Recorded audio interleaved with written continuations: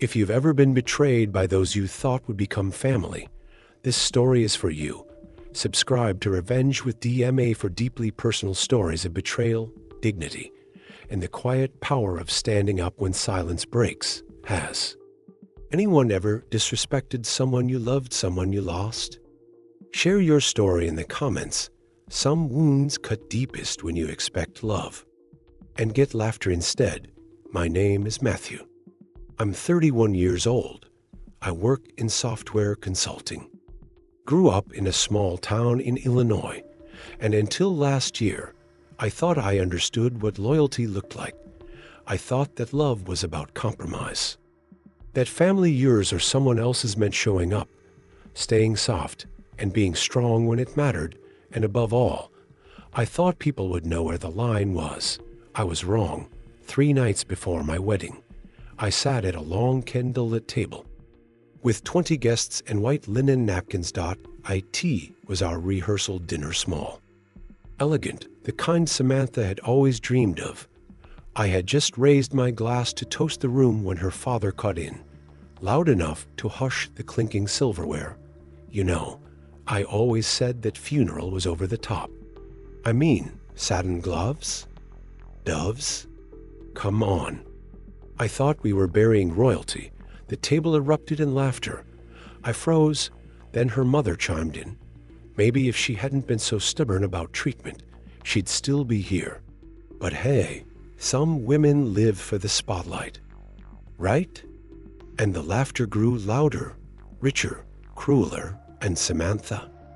She smiled. She didn't defend me, didn't flinch, didn't say a word, just sipped her wine like they were making fun of a stranger, and not the woman who raised the man she was about to marry. I sat there, hands in my lap, napkin folded tight, enough to tear. I didn't say anything, not then, because I knew something they didn't. Silence has weight, and when you hold it long enough, you can use it. That night, I lay in bed beside Samantha, listening to her sleep while my mind replayed every second of the dinner, every joke, every smirk, every knife casually thrown. I didn't confront her, not yet, because I needed to be sure that it wasn't just a tasteless moment, that it was who they really were. I needed to see what kind of family I was marrying into. And if I was about to walk away from the last piece of my mother's voice that still lived in me, I didn't cry, didn't rage. I watched, and what I uncovered over the next 48 hours would make walking away the easiest decision I've ever made, and the most powerful thing I've ever done. The next morning started like nothing had happened. Samantha was glowing. Hair wrapped in a silk band, slippers padding across the kitchen floor as she prepared her daily oat milk latte with a kind of delicate routine I once found endearing. She hummed as she checked our wedding schedule, called her bridesmaids, sent off a thank you video to her florist. She glanced at me mid-sip and smiled. You were quiet last night. I held her gaze for a beat longer than normal. Just tired, I said. She nodded, not asking more. I was grateful for that, because if she had pressed, if she had really wanted to know what was going on inside me, I don't think I could have stayed still. I needed time, not to cool off, but to observe. When people show you who they are in passing jokes and unguarded moments, believe them. But sometimes it helps to be sure. I wasn't looking for drama. I was looking for clarity. And the universe delivered. Later that day, I stopped by the venue to check on some last-minute details. The event coordinator, Allison, greeted me with a clipboard and a soft, practiced smile. As we walked the perimeter of the garden ceremony space, she hesitated. Matthew, can I ask you something? Off the record. I blinked. Sure. She hesitated again, then said, your fiance's family. Are they always like that? I raised an eyebrow. Like what? She bit the inside of her cheek. Dismissive. Kind of cruel. That stopped me. They were in here earlier. She continued, rearranging the seating chart. Her mother said something about not wanting any sad people in the front row this time. I thought she was joking, until she pointed to your mother's name on the memorial chair. I felt something in my chest shift. It wasn't pain. Not anymore. It was weight. Cold and steady. Like a truth being carved into stone. I thanked Allison, walked out to the car, and sat there for a long time. That chair was the one thing I had insisted on. A single white seat with a small photo of my mother. Nothing dramatic. No speech. Just presence. Samantha had agreed. Said it was sweet. Said it was tasteful. But now they wanted it gone. That night, I stayed at a hotel instead of our apartment. Told Samantha I needed to be in town early for a fitting. She didn't ask questions. She was too busy posting bridal countdown selfies and managing a bachelorette group chat that had nothing to do with marriage and everything to do with validation. In the hotel room, I opened my laptop. I pulled out a spreadsheet I hadn't looked at in months, or shared expenses. Our wedding budget. I'd been handling most of it. She liked the aesthetic decisions, but not the logistics. As I reviewed the numbers, I noticed something strange, a series of transfers from our joint account to one labeled fiancée events. It wasn't the name of our official planner. I cross-referenced receipts. The amounts didn't match. I dug deeper. It turned out fiancée events was registered under Samantha's cousin's LC, an inactive event company. She was funneling thousands into it from our joint account and paying herself or family members as vendors. That wasn't a red flag. That was a siren, and I finally understood what I'd walked into. This wasn't just emotional cruelty. It was manipulation disguised as love, painted with tradition, sealed with family approval. I could have confronted her then. Could have stormed home and slammed the laptop on the table. But no, I wasn't interested in a scene. I was interested in a line, drawn with precision. Unmistakable. So I made a decision. The wedding would happen. The guests would show up. The music would play. But I wouldn't be standing at the altar. I'd be watching, and she wouldn't know until it was too late. The next day, I called our officiant, a friend of mine. Told him I needed his help. I explained everything, every word, every receipt, every laugh at my mother's memory. He didn't hesitate. "I've got your back," he said. "Whatever you need." Then, I met with my lawyer. We closed the joint account, froze any pending transfers, pulled my name from the vendor contracts I never signed, had the venue flagged for potential fraud, and finally, I wrote a letter, not to Samantha, but to the guests. It was honest, calm, not dramatic. Just the truth. I wrote, "You came to witness love. But love at its core is respect, and respect doesn't laugh at grief. It doesn't erase memory. It doesn't steal trust." I ended it with a simple line. There will be no wedding tomorrow, but there will be peace. I printed 20 copies, gave them to Allison, the coordinator, who, by then, had seen enough to understand. She promised to place them on every reserved table the morning of, the night before the wedding. Samantha texted me, excited, "Can't believe we're almost there." Last night, as a fiancée, I stared at the screen for a long time, then turned the phone face down. I had nothing left to say. The next morning, I checked out of the hotel, got in my car, drove not away, but forward. In a rage. In no regrets. Because by the time they stood in front of a flower-strewn altar and realized the groom was gone, the music faded into confusion, and the guests began to murmur, I would already be halfway to the lake where my mother and I used to go every year on my birthday. I had packed a simple meal, the same one she used to make, and in the quiet by the water, I unfolded a photo of her smiling in the sun, set it beside me on the bench, and I remembered what she once said, Grief doesn't mean love ends. It just means it keeps walking beside you in quieter shoes. That day, I didn't cry.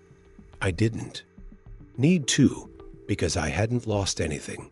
I had protected something, and that was the clearest kind of love I'd ever known.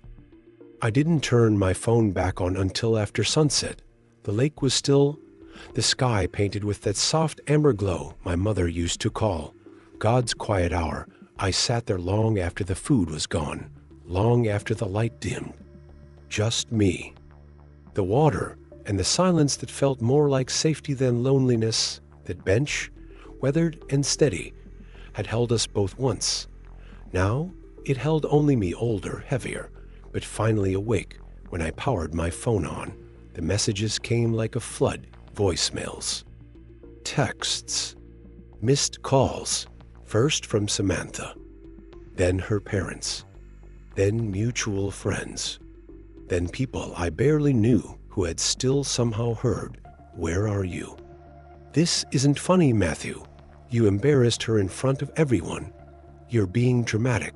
Grow up. If your mother could see you now." That one nearly made me laugh. If my mother could see me now, she would have smiled and said, "There's the spine I knew you had." There was only one message that made me pause. It was from Samantha's younger cousin. "Lily, I'm sorry for what they said about your mom. I was there. I heard it. I saw your face. I wish I had said something. You didn't deserve that. No one does. I just wanted you to know some of us saw it." I stared at that message for a long time, not because it changed anything, but because it reminded me there's always someone watching quietly, wishing they were brave enough to speak up. That night, I wrote back only once. "Oh, Lily, thank you. That means more than you know." Then I turned the phone off again. In the days that followed, the fallout was louder than I expected. Samantha's parents spun their version quickly, that I had cold feet, that I had mental health issues, that I was still grieving and unstable. They blamed my absence on anything but their own cruelty. Of course they did, but the truth has a funny way of sticking around, because not everyone accepted their version. Allison, the event coordinator, eventually spoke out.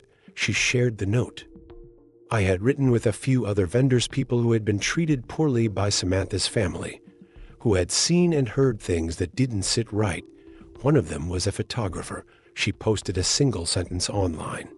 "Some weddings don't fall apart. They get canceled by the only person with the courage to protect his future." It was reshared over 20,000 times. Suddenly, strangers were reaching out, people who had walked away from the wrong people, who had been laughed at for grieving, who had been told their pain was too much for polite company. They said thank you. They said they saw themselves. They said, "I stayed, but I wish I had left." That's when I realized what I did wasn't selfish. It was necessary. I wasn't just saving myself from a miserable marriage. I was honoring my mother's legacy, her dignity, her silence that taught me not to raise my voice, but to raise my standards. A week later, I returned to our apartment to collect my things. She wasn't there. Her name was still on the lease, but most of her belongings were gone. I moved quietly, packed in silence, took only what was mine on the fridge. I found a note. "You didn't have to humiliate me. We could have talked about it. You ruined everything." She still didn't get it. It wasn't the absence of a conversation that ruined it. It was the absence of respect, of empathy, of decency. What she and her family said at that table wasn't a misstep. It was a mirror, and once I saw the reflection clearly, I knew this was not a life I could build on. 2 months passed. I started therapy, not because I was broken, but because I didn't want bitterness to take root. Grief had already carved enough space in me. I didn't want to fill it with resentment. Instead, I started volunteering, first at a community center, then with a grief support group for young adults. One night, a young man shared about how his partner would roll her eyes when he mentioned his father. who died in a car crash. He looked down at the floor as he said, I stopped talking about him altogether. I figured, maybe love means keeping the hard parts to yourself. I leaned forward, steady and quiet. Love, I said, makes room for the hard parts. Anything else is performance. He looked up, eyes damp, then nodded. That's when I realized what I walked away from wasn't love. It was performance. Polished, curated, empty of substance. Now, I was living the real thing. Maybe not romantic love yet, but self-respect, peace, and the quiet promise that the next time I say yes, it won't be to avoid being alone. It'll be because I'm already whole. Fall came quietly, the trees along. The lake began to change again, same bench, same wind, but a different man sitting there now. I returned every other Sunday, not out of grief, but out of gratitude. That place had once held my pain. Now it held my peace. One afternoon, I brought a small framed photo of my mother and placed it where she would have sat. Not as a shrine, not as a goodbye, but as a reminder. I still carry her with me, and I still choose the kind of life she would have wanted for me. Things moved forward. I moved forward. I didn't follow Samantha's life, but the edges of it still touched mine. Mutual friends would occasionally bring her up, not out of gossip, but out of awkwardness they didn't know how to contain. She's saying you planned it all, one said. That you embarrassed her on purpose. I only smiled because in a way she was right. I did plan it, but not to hurt her. To protect myself. To draw the line that should have been drawn the night they laughed about my mother. Some people only feel hurt when control is taken away. What she called humiliation was really exposure, and exposure isn't cruel. It's just what happens when light finally enters a room that's been too dark for too long. Meanwhile, I was building something else entirely. I launched a small grief journaling app, nothing fancy, just a project I started during my volunteer work. A digital space where people could write to those they lost, track memories, keep quiet anniversaries. It wasn't about monetizing pain. It was about giving it shape, about letting people remember with dignity. The app took off, not viral, not flashy, but steady. Users wrote me personally, shared how it helped them talk to their dad again, or honor their sister, or write the letter they never got to send. One message hit hard. Thank you. I didn't think anyone understood how much it hurts when someone mocks your grief. But you made space for it. You made it okay to feel again. I stared at that for a long time, not because I needed affirmation, but because somewhere deep in the hurt that once sat like a stone in my stomach, I felt something warm rising in its place. Purpose, the kind of purpose that doesn't need applause, that doesn't need to be defended. By the end of the year, I was invited to speak at a small conference for mental health advocates. The theme was healing that doesn't shout. I almost said no, but I realized this was the right room. Not a wedding venue, not a dinner party, a space where silence wasn't weakness, but wisdom. I opened with a line I hadn't written down. It just came. I almost married a family who laughed at my dead mother. Gasps in the room, and then stillness. I let it hang there, not for effect, but for truth. And then I told them everything, how I stayed silent, how I walked away, and how walking away wasn't cowardice. It was clarity. I didn't name names, didn't tell it like a revenge story, because it was N single quotes. It was a returning. To myself. To the boy my mother raised. To the man I promised I'd become when I sat beside her hospital bed. The room gave a standing ovation, but I didn't need it. What I needed was already mine. A life I didn't have to explain, a version of myself that didn't bend to keep others comfortable. Weeks later, as the first snow fell, I got a letter. Handwritten. And a return address, but I knew the handwriting immediately. Samantha, Matthew, I've replayed that night 100 times. At first, I was angry. then embarrassed, then ashamed. I don't know why I laughed. I guess I thought it was easier than saying I didn't know how to talk about death, my parents. You saw what I couldn't. Thank you for not marrying me, and thank you for giving me the kind of silence that forced me to finally listen to who I really am. There was no apology, not in the way people expect, but there was something else, recognition. She saw the line now, even if she still stood on the other side of it. I didn't write back, not out of spite, but because that story had already ended beautifully, quietly, completely. And sometimes the final word isn't loud. It's the life you live after. The anniversary of the wedding that never was came and went without a ripple. No grief. No regret. No second guessing.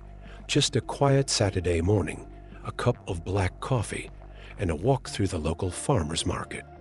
I bought myself a sunflower bouquet, my mother's favorite, and placed it on the windowsill where the morning light warmed the petals. That was all the ceremony I needed.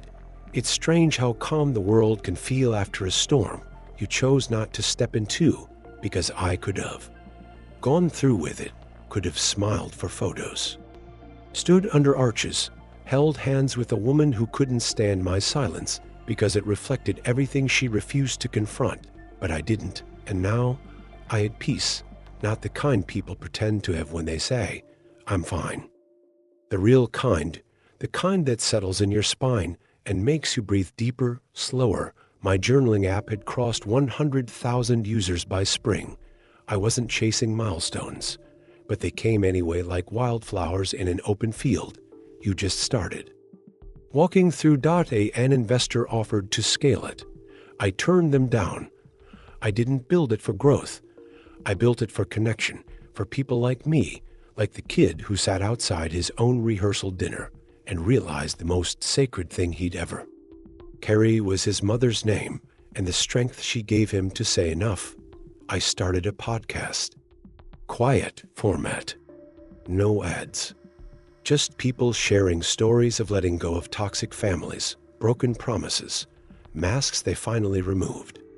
I called it The Uninvited Guest, because that's what grief is, isn't it? Uninvited, unexpected, unapologetic, but sometimes it teaches you more about love than love ever did. I met someone new, not through an app, not at a party, just one of those ordinary collisions life throws your way when you least expect it. Her name is Claire. She's a social worker, works with teenagers who've lost a parent. I met her after she reached out to thank me for the app, said one of her kids had used it every day since his father passed. We met for coffee, talked like we already knew each other's shadows. No games. No performances. On our third date, she asked if I wanted to visit the shelter she worked at. Only if you're ready, she said. Only if you want to see what choosing people really looks like. I did, and I do. Sometimes she asks about the wedding that didn't happen, not out of jealousy, but curiosity. What made you walk away? She asked one night, curled on the couch, legs tucked under mine. I didn't hesitate. I was grieving my mother, I said. And they laughed, not at her. The idea that grief still mattered. She nodded slowly. And you? She smiled. I've lost people too. I know what it looks like when someone doesn't have the heart to hold what hurts in someone else. I kissed her then, not out of romance, but relief, because for the first time in a long time, I wasn't protecting myself. I was just here with someone who didn't need me to be unbroken, just honest. The lake bench is still there. I go back sometimes now with Claire, sometimes alone, sometimes with a notebook. I sit where my mother sat, where I sat on the day I should have said I do, and instead said no more. I read letters from people I've never met. You gave me the strength to walk away from a wedding where no one knew my name. Thank you for reminding me that silence isn't weakness, it's strategy. I thought I was the only one who left when everyone told me to stay. They call me brave, but I don't feel brave. I just feel me, whole, quiet, firm, and every time I close a letter, I whisper the same thing to the wind. I didn't lose anything. I found everything I was afraid to believe I deserved. Because in the end, what they called betrayal, what they called ruining the wedding, what they called selfish was actually the purest thing I'd ever done. I chose love, not theirs, not the performative kind, but the real kind, the kind that honors the dead, that protects the living, that walks away when the table becomes a battleground and sets a new one where love sits with its shoes off. And grief is a seat too.